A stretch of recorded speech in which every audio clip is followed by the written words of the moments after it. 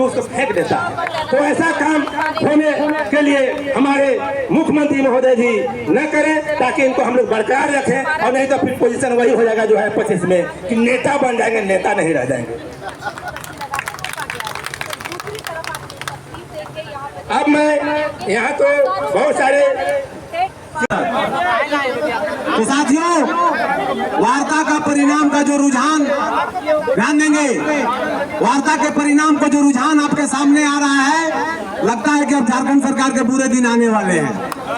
झारखंड सरकार गलत हाथ से पंगा ले रहा है, गलत लोगों से वो उलझ रहा है। हम लोग जिस शिद्दत से इस सरकार को बनाने का काम किए थे, जिस हाथ में बनाने की कला है, उस हाथ में उखाड़ने की भी कला होती है। झारखंड सरकार ये भूल रही है। फिर भी वार्ता में क्या बात हुई, क्या परिणाम निकला, सरकार का क्या रवैया है, खुद हमारे पास यहाँ पर प्रदेश अध्यक्ष महोदय हैं। हम डायरेक्ट हम इन्हीं से उद्गार व्यक्त करने के लिए इनको माइक अपना दे रहे हैं, और इन्हीं के मुंह से आगे की रणनीति, वार्ता का परिणाम, इस झारखंड सरकार को उखाड़ने की रणनीति, सारा का सारा चीज यहाँ से आप लोग ग्रहण करके जाएंगे। और जैसा कि हमारे अरविंद जी ने आपसे आह्वान किया है कि लगता है कि अब संघर्ष की घड़ी जब आ ही गई, तो जब जिसका सीना चौड़ा होता है वो संघर्ष से कभी नहीं घबराते हैं। और यहाँ धूप पर बैठे हुए आपकी भीड़, धूप में बैठी हुई आपकी भीड़ ये दिखा रही है कि हमारा सीना चौड़ा है, हमारा सीना छोटा नहीं है। प्रदेश अध्यक्ष महोदय,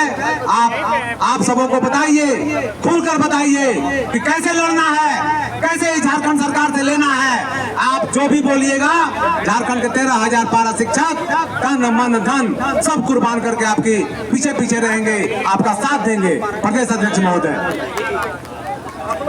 बहुत बहुत धन्यवाद। मंच का कुशल संचालन कर रहे हैं देवेश जी। हमारे 24 जिला के जिला अध्यक्ष, सचिव, कोषाध्यक्ष, संगठन सचिव, हमारे प्रदेश के संरक्षक महोदय, संयोजक महोदय, उपाध्यक्ष महोदय, सचिव महोदय, तमाम साथियों को मैं क्रांतिकारी जोहार, अभिनंदन और वंदन कर रहा हूं। और हमारी सुरक्षा में लगे हुए प्रशासन को भी मैं धन्यवाद देता हूं, और हमारे जो मीडिया के भाई हैं जो हमारी बात को पहुंचाएंगे, मैं उनको भी धन्यवाद देता हूं। मित्रों, आप लोगों ने देखा होगा कि जब संघर्ष मोर्चा आंदोलन कर रहा था, तो उनको भी जो है से मंत्री जी के द्वारा 1 सप्ताह का समय दिया गया था, और सकारात्मक बात उनसे हुआ। मंत्री जी ने कहा कि जब संघर्ष मोर्चा के लोग आए थे, उसमें आप लोग क्यों नहीं थे। हम लोगों ने स्पष्ट कहा कि हम लोग आकलन पास नहीं है, प्रशिक्षित नहीं है, अप्रशिक्षित नहीं है, हमें मानदेय नहीं, हम वेतनमान के लिए आपके पास आए हैं। माननीय शिक्षा मंत्री जी को जब हम लोगों ने के खंडवाल जी का जब उन्होंने घोषणा किया था कि 8 पास पारा शिक्षकों को वेतनमान दिया जा सकता है, जब उनको दिखाया, ध्यान से उन्होंने पढ़ा, कहा कि ठीक है, मैं आपकी बात को समझता हूं, और आपको जो है 1 सप्ताह बाद आपके प्रतिनिधि को बुलाया जाएगा, इसके बाद पदाधिकारियों से बात होगी। मित्रों, कहा गया है कि रख हौसला वो मंजर भी आएगा, और प्यासे के पास चलकर समंदर भी आएगा, और थक कर ना बैठे मंजिल के मुसाफिर, मंजिल भी मिलेगा और मिलने का मजा भी आएगा। और यह सरकार को देना होगा। हम लोगों ने स्पष्ट शब्दों में कहा कि आपकी सरकार वादा करके आई है, और आप भी सर मीडिया के सामने बोलते हैं कि टेट पास शिक्षकों के पास योग्यता है, तो आज वही टेट पास शिक्षक आपके जो है से आवाज के सामने आया है। कोई प्रशिक्षित और अप्रशिक्षित और आकलन नहीं आया है। उन्होंने स्वीकार किया और कहा कि मैं आपके प्रतिनिधियों को बुलाऊंगा। अब आपको विशेष जो है से चर्चा, विशेष जो है से जानकारी, तमाम जो हमारे कागज पत्र उन्होंने पेश किया, हम लोगों ने जो उनको दिखाया, तमाम जो मैं विस्तृत जो है से इसके जानकारी के लिए अपने संयोजक महोदय सीमांत घोषाल जी को इस मंच पर बुलाना चाहता।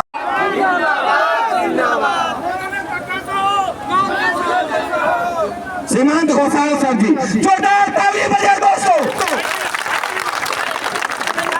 सर जी बहुत बहुत धन्यवाद अध्यक्ष महोदय। सबसे पहले आज इस आंदोलन को सफल बनाने के लिए जितने भी हमारे दूर दराज से साथी और 24 जिला के जो क्रांतिकारी साथी यहाँ आए, उनको सबसे पहले धन्यवाद, बहुत बहुत आभार।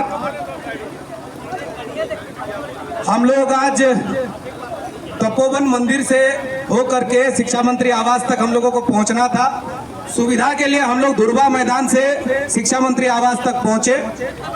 आप सबों का इंतजार भी हम लोग करते, लेकिन सूचना मिला कि शिक्षा मंत्री जी अपने क्षेत्र निकल जाएंगे, तो हम लोग अपने आंदोलन को गति दिया।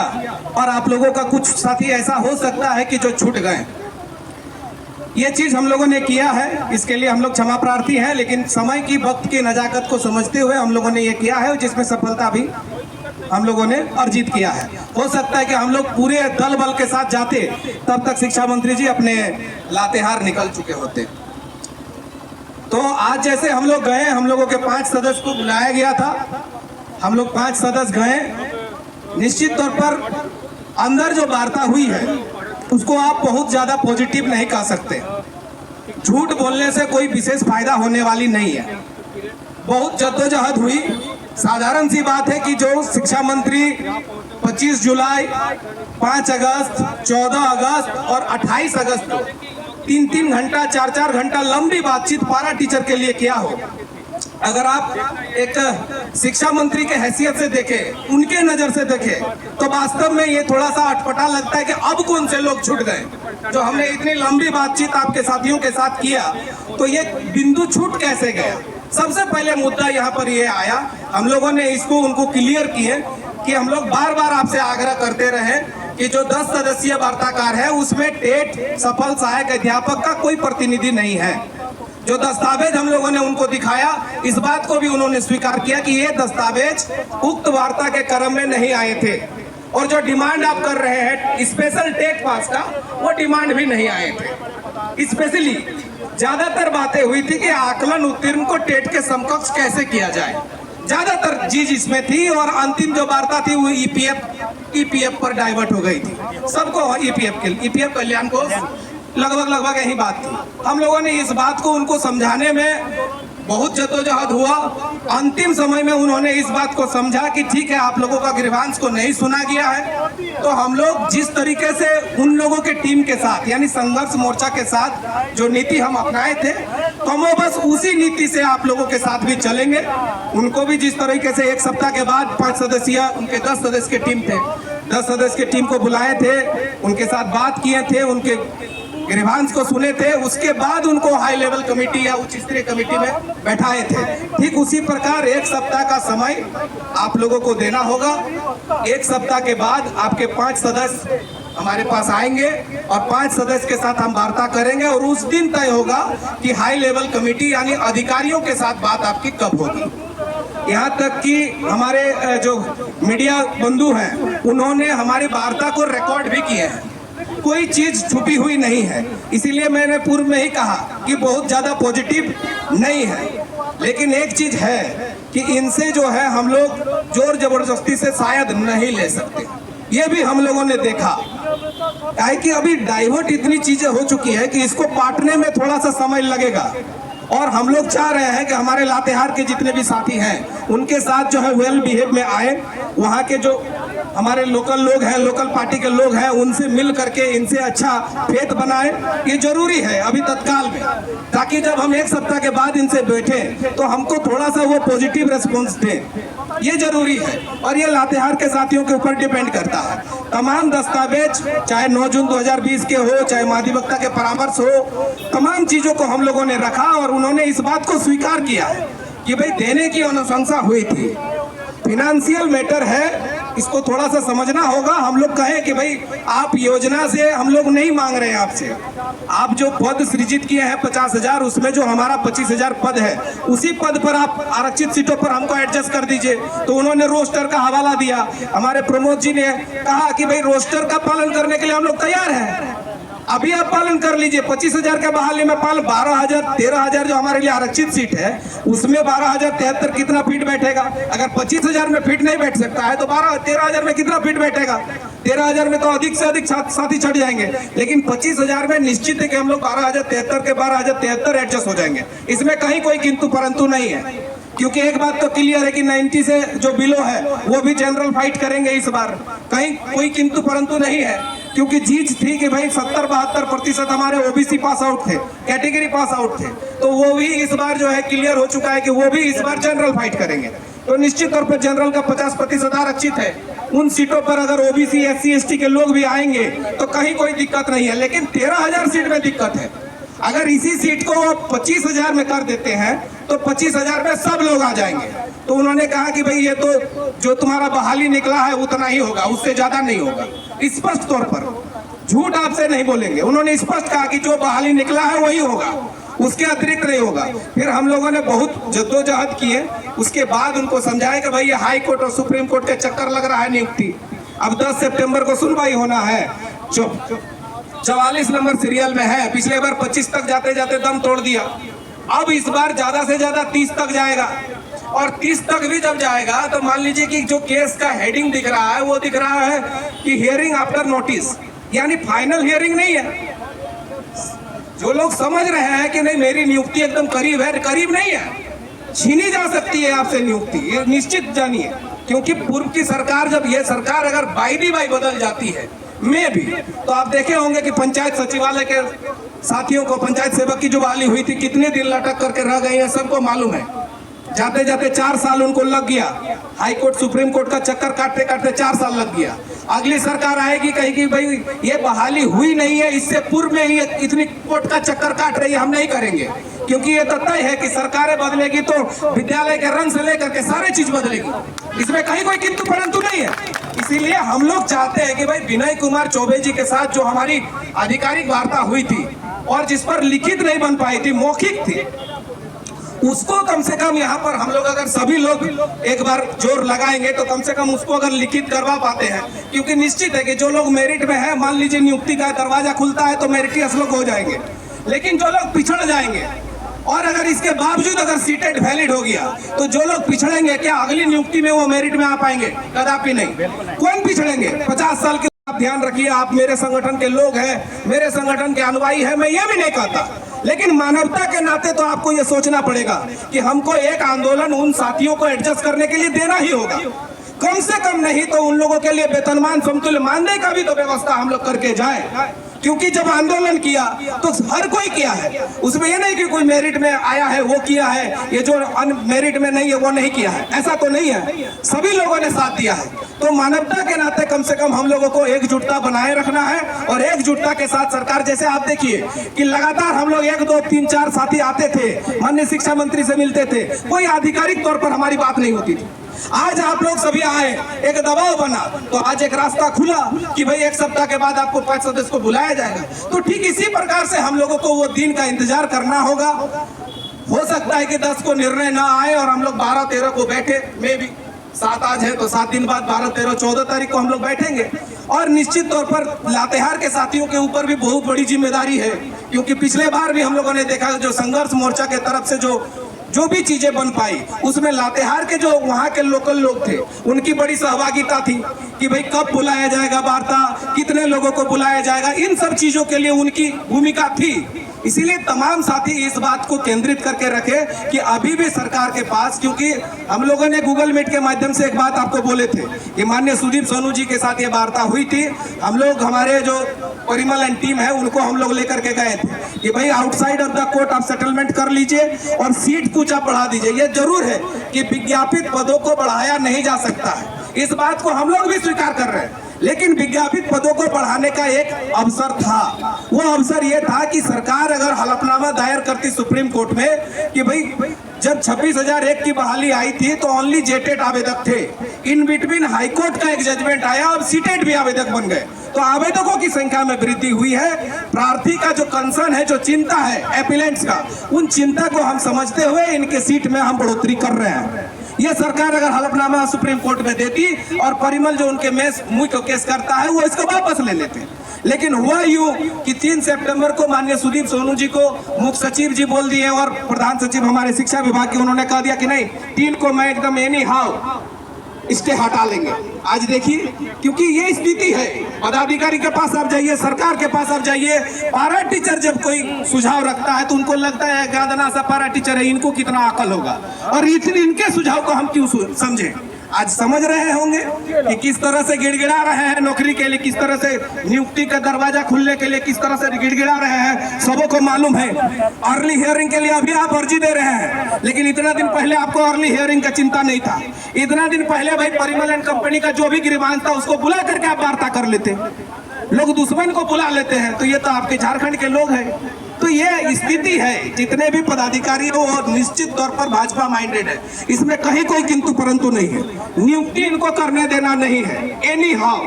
इसीलिए तमाम साथी इस विषय को समझे। सुदीप दा से भी हम लोगों की ये बात हुई थी कि अगर 3 सितंबर को दरवाजा नहीं खुलता है नियुक्ति का, तो भाई 4 को हम लोग टेट के लिए अलग संवर्ग बनाने के लिए हम लोग तैयार हैं। और निश्चित तौर पर ये सरकार के पास बहुत बड़ा अपॉर्चुनिटी है कि जितने भी टेट पास पारा टीचर हैं उनको एक अलग संवर्ग बना करके अगर वेतनमान दे देते हैं, बाद में वो फिर सहायक आचार्य जब दरवाजा खुलेगा चल जाएंगे। आपको अभी श्रेय बटोरने का तो बहुत बड़ा ऑप्शन है, हम लोग बार बार इस बात को जिक्र कर रहे हैं, लेकिन कहीं ना कहीं समझने की इनकी भूल। आप समझे हैं, अब 1 सप्ताह बाद बुलाए भी हैं, निश्चित तौर पर हम लोग बढ़िया से होमवर्क करके आएंगे। वहाँ के लोकल बॉडी को भी हम लोग एक्टिव करेंगे कि आप लोग भी मानसिक रूप से उनको दबाव दीजिए कि भाई हम लोग इतने लोग, हम लोगों ने उनको कहा कि भाई जब आपने एक ऐतिहासिक वार्ता कर लिया, सबों को समझौता कर लिया, तो कम से कम हमारा ग्रीवांस को भी तो आप सुनिए। हम इतने लोग हैं, वो आप खुद के ऑन कैमरा स्वीकार कर रहे हैं कि देखा कि 10 साल वाला सेवा जो है एक बार इन्होंने मान लिया, फिर अगले बार कहा कि नहीं हम कोई संशोधन नहीं करेंगे। तो मौखिक का कोई वैल्यू नहीं होता है। आधिकारिक तौर पर अधिकारी रहे, शिक्षा विभाग के तमाम आला अधिकारी वहाँ मौजूद रहे, उनके तरफ से कोई डिमांड, हमारे तरफ से डिमांड जाएगा, उनके तरफ से निष्कर्ष आएंगे, हमारे जनप्रतिनिधि वहां पर रहेंगे। हम लोग चाहेंगे इस बार कि भाई हमारे टेट पास के फेवर में जो भी विधायक मंत्री हुआ करते थे, चाहे दीपिका सिंह पांडे हो, चाहे राजेश कच्छप जी हो, इन लोगों को भी हम लोग रखने का प्रयास करेंगे कि भाई आप बैठक में रहिए, तो कम से कम हम लोगों को थोड़ा सा सहूलियत होगा। अगर हम लोगों के विरुद्ध में भी कुछ चीज जाएगा तो यहाँ पर कंट्रोल आप कर सकते हैं, काउंटर कर सकते हैं। तो ये इन चीजों को लेकर के प्रदेश कमेटी लगातार प्रयास करेगी निश्चित तौर पर। और हम लोग ये भी प्रयास करेंगे कि माननीय सुदीप सोनू जी को भी इस वार्ता में शामिल किया जाए, क्योंकि वो माननीय मुख्यमंत्री के बहुत करीबी है। और तमाम जितने वार्ता हुई है, आप देख रहे हैं कि चाहे जो मुखिया संघ का कल जो वार्ता हुआ, इसमें भी सुदीप सोनू जी का रोल था। अचानक से वो गिरिडीह से आए, तो उनके यहाँ के भी जितने लोग हैं उनसे भी आप निवेदन करेंगे कि उन पर भी एक मानसिक दबाव बनाए, एक बार कम से कम उनके पास भी जा करके अपनी गुहार लगाए कि भाई हम लोग इतने दिनों से परेशान है, पड़े हुए हैं, तो एटलीस्ट लास्ट समय भी हम लोगों का कुछ कर दीजिए। क्योंकि इतना तो गारंटी है कि भाई 2021 का जो दौर था पारा शिक्षक का, हर एक व्यक्ति को मालूम था कि टेट पास पारा टीचर को वेतनमान मिल रहा है। हम लोगों को जाकर के समझाना पड़ता था कि वेतनमान नहीं मिला है, वो बोलते थे कि तुमको मिल गया। मीडिया कर्मी भी, कई कि समाचार पत्रों में बड़े बड़े हेडिंग में आ गया था कि टेट पास पारा टीचर को जो है 2400-2800 का वेतनमान मिलने वाला है। तो इसलिए निश्चित तौर पर धीरे धीरे ही आप सफलता की ओर बढ़ेंगे। प्रदेश कमेटी पुरजोर एकत्रित है, एकजुट है। जो हमारे समन्वय के साथी हैं उनसे भी हम लोग बार बार निवेदन करते ही हैं, और साथ ही साथ हमारे 5 सदस्यीय कमेटी बनी भी थी कि भाई समन्वय बनाने हेतु। और समन्वय क्यों जरूरी है? आंदोलन के लिए समन्वय किसी नेता मंत्री विधायक के पास जाने के लिए आवश्यकता नहीं है। समन्वय है एकजुटता के लिए, समन्वय है आंदोलन में कुछ करने के लिए। लेकिन अगला टीम के द्वारा कहा गया, हमारे प्रमोद जी इस विषय को रखेंगे, प्रमोद जी है, मीना जी है, महेश जी है, इन लोगों को जिम्मा दिया गया था कि भाई उनके टीम के साथ बात करके आप जो है समन्वय स्थापित करिए। इन लोग इस बात को रखेंगे कि वहां से एक निष्कर्ष आया कि हम लोग अभी तत्काल आंदोलन में नहीं जाएंगे, तो भी किस बात का फिर समन्वय, जब आपको आंदोलन में ही नहीं जाना है।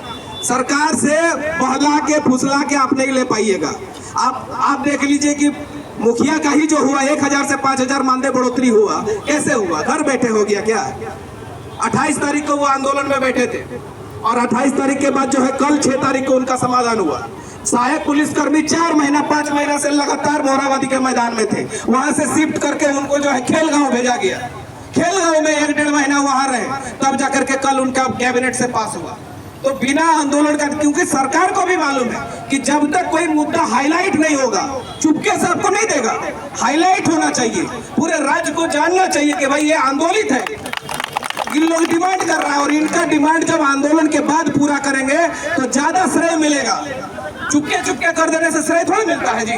तो राजनीतिक रूप से भी इसको थोड़ा सा सोचने का प्रयास करें, और उन बंधुओं को भी कहेंगे कि इन चीजों को आप भी समझने का प्रयास करें और समन्वय बनाने में हम लोगों का मदद करें। आगे अगर आंदोलन की आवश्यकता पड़ेगी तो हम लोग बृहद आंदोलन करेंगे। निश्चित तौर पर आज की इतनी पॉजिटिविटी है कि हम लोगों को जो सुना नहीं जा रहा था अब सुनने के लिए तैयार है। इतना ही, धन्यवाद। होने नहीं जा रहा है। सरकार से एक सप्ताह के बाद पूरा बात होने के पश्चात जिस प्रकार से बातें होंगी, हमारे अगर जो मांगे हैं उस मांगों के लिए सरकार आगे बढ़ती है तो निश्चित रूप से हम उस पर आगे बढ़ेंगे, ना कि आंदोलन की ओर। लेकिन अगर सरकार हमारे मांगों पर विचार नहीं करती है तो निश्चित रूप से हम बृहद आंदोलन की ओर बढ़ेंगे, जिसको आप सभी को योगदान देना है और उस पर महत्वपूर्ण रोल अदा करना है।